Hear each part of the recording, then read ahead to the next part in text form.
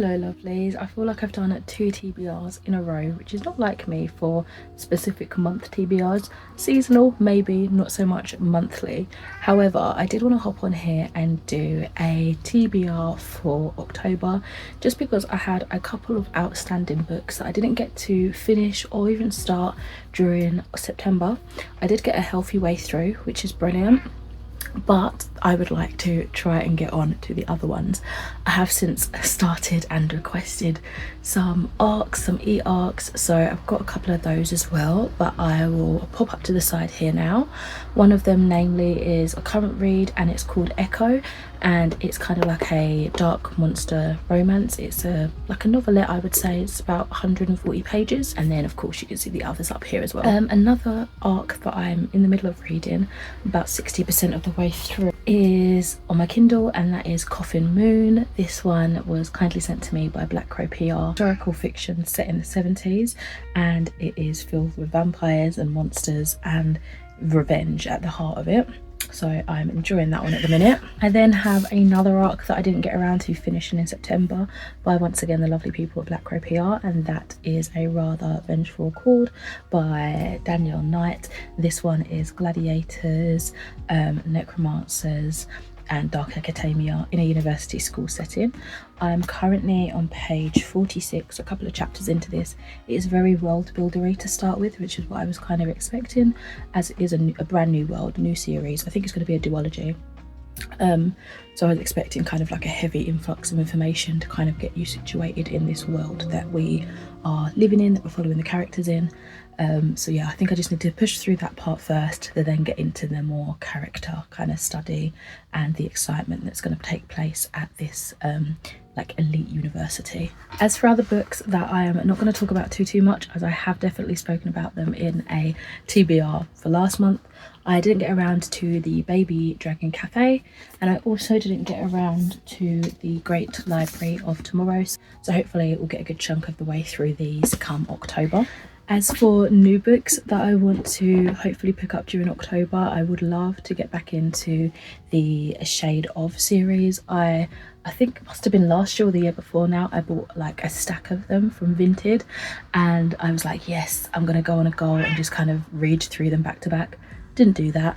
I say many of these things and it never happens, but I would like to pick up the sequel, which is A Shade of Blood, which is the second book in the series, and it is really fun. It's about Sophia Clement, who's kidnapped on a beach at night time and taken to the Shade, which is like this vampire cult underground dwelling, and she learns like a whole new system. It's like a harem kind of vibe to this vampire prince, I suppose, and yeah, she's kind of been chosen out of it. It is a little bit gimmicky, a little bit cringy, but I've read the first book twice now. I read it like, I think I did a video where I said revisiting 7 years later, so yeah, I did enjoy it.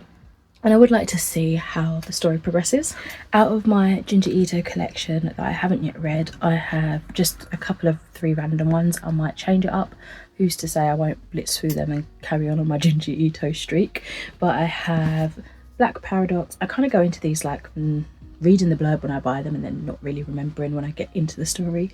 And most of them are short story collections anyway, so I kind of go into them blind in that sense. But we've got Black Paradox, we've got Deserter, and we've got the first volume of a series, Dissolving Classroom. And if I get a chance, I would also love to start the Jenna Levine series of My Vampire as a Roommate.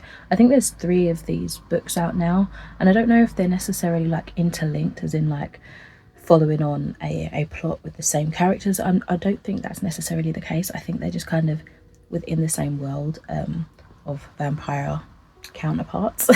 So yeah, it sounds like a fun rom-com with a fantasy horror kind of twist to it, in the fact that the characters, the main like love interest I guess, is a vampire. So I'm excited to see the kind of light-hearted whimsy way that this is blended into, you know, a rom-com kind of vibe. Hopefully I like it. And lastly, I think for the TBR, I'd love to read Tangleweed and Brian by Deirdre Sullivan. I read Savage Her Reply, I think last year or something, and absolutely loved it. That was a retelling of King Lear and his children, I think, and this one is like a short collection of stories retelling some fairy tales and folklore. I think it's got 12 stories in there. I might be wrong, but this is one that I picked up at Yauk last year, and I've still not had like any sort of start on the Yauk books that I've bought, and I'm intending to go in November, so I would like to at least try and read one of those books just to say I've read one of them, to justify buying more when I go to Yauk this year. We will see. So those are the books I'm sort of partially my way through, or wanting to start during October. Let me know if you've read any of these books yourselves, what you're hoping to read during the spooky season, and for now I shall catch you in another video soon. Bye.